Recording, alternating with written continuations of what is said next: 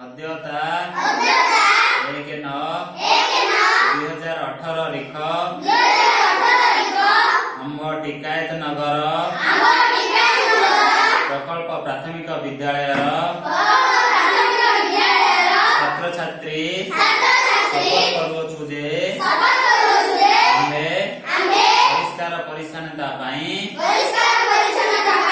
ଅଙ୍ଗୀକାରବଦ୍ଧ ହୋଇ ରହିବୁ ଏବଂ ସେଥିପାଇଁ ସମୟ ଦେବୁ। ସର୍ବପ୍ରଥମେ ଏହି କାର୍ଯ୍ୟ ଆମଠାରୁ ଆରମ୍ଭ କରି